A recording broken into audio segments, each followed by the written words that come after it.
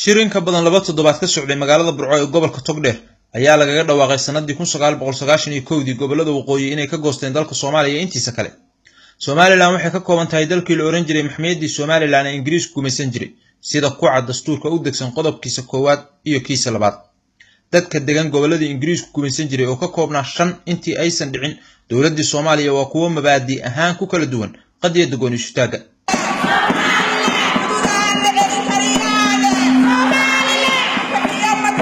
waqooyi galbeed iyo Togdheer ayaa si weyn looga taageeraa in Somaliland noqoto dal madax bannaan, halka Awdal, Sool iyo Sanaag ay doonayaan in laga sii mid ahaado Soomaaliya.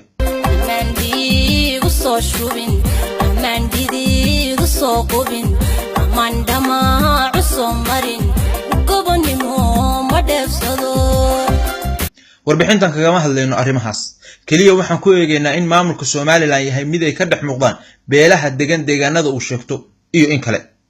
Isaaq, Samaroon, Ciise, Dhulbahanta iyo Warsangeli ayaa ah beelaha ugu deegaanka ballaaran dhulka Somaliland, walow ay jiraan kuwo kale oo tiro badan.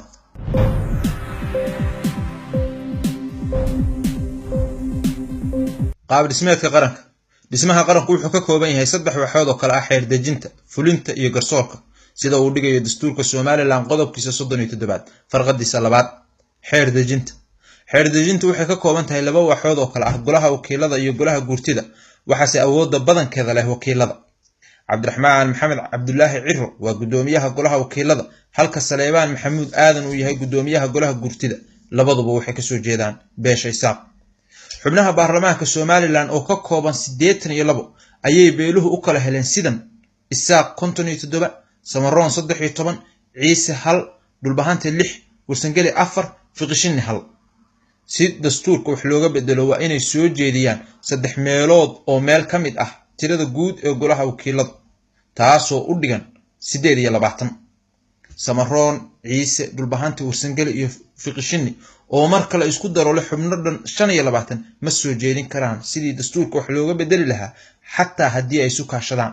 xildhibaanada beesha Isaaq waxay ansixin karaan ama diidi karaan mooshin iyo xeer kasta oo golaha wakiilada la hor keeno, si kasta oo ay u diidan yihiin xubnaha ka soo jeeda beelaha kale, sababtoo ah waxay haystaan aqlabiyad buuxda.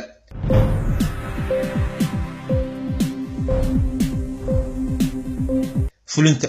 golaha fulinta waxaa madax u ah madaxweynaha, waxayna ka kooban yihiin ku-xigeenkiisa, wasiirada, wasiiro dowlayaasha iyo wasiiro ku-xigeenada.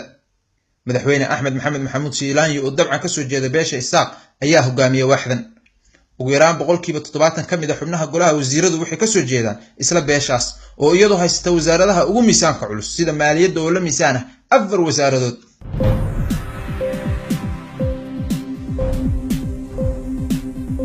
garsoorka. maxkamadda sare waa hay'adda ugu sarreysa garsoorka, isla markaana waxay tahay maxkamadda dastuurka, sida ku xusan dastuurka qodobkiisa 101. Aadan Xaaji Cali oo u dhashay beesha Isaaq ayaa ah gudoomiyaha maxkamadda sare ee Somaliland.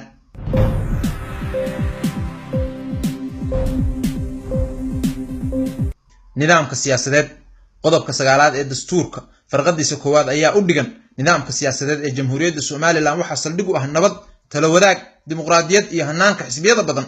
farqada 2aad ee isla qodobkaas ayaa lagu jaangooyay tirada xisbiyada 3, halka farqada 3aad lagu yiri waxa reeban in xisbi lagu dhiso goboleysi iyo qabyaalad. kulmiye, wadan iyo ucid waa 3da xisbi ee xilligan ka jira Somaliland, kuwaas oo ay u xiran tahay saaxadda siyaasadeed maadaama aanu sharcigu ogoleyn urur afraad. Muuse Biixi Cabdi Kulmiye, Cabdiraxmaan Maxamed Ciro Wadani iyo Faysal Cali Waraabe Ucid ayaa gudoomiyayaal ka kala ah 3daas xisbi, dhammaantood waxay ka soo jeedaan beesha Isaaq.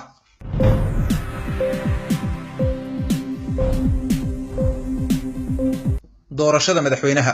siyaasi kasta oo doonaya inuu u tartamo hoggaanka Somaliland waa inuu soo sharaxo mid ka mid ah 3da xisbi qaran. doorashooyinka madaxtooyada ee dhawaan la filayo inay ka qabsoomaan Somaliland, 3da xisbi waxa ugu kala sharaxan jagada madaxweynaha Jamaal Cali Xuseen Ucid, Muuse Biixi Kulmiye iyo Cabdiraxmaan Ciro Wadani. dhammaantood waxay ka soo jeedaan beesha Isaaq, taasoo ka dhigan in beelaha kale aysan u tartami doonin jagada madaxweynaha.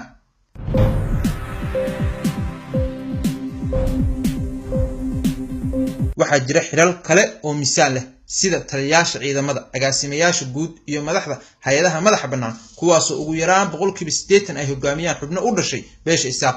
muhiimadda warbixintani ma ahayn in aanu ku eegno dhammaan xilalka maamulka Somaliland, taas bedelkeeda waxaanu diiradda ku saaraynay xilalka muhiimka ah ee tiirarka u ah maamulka sida uu qabo dastuurku. su-aasha ah Somaliland qaranland mise qabiilland ee aan uga dhignay warbixintan ciwaanka warsidaha faaqidaad ma danaynayo inuu ka jawaabo sidaa darteed waxaanu ka tegaynaa iyadoo ah mid furan oo qof kasta ka jawaabi karo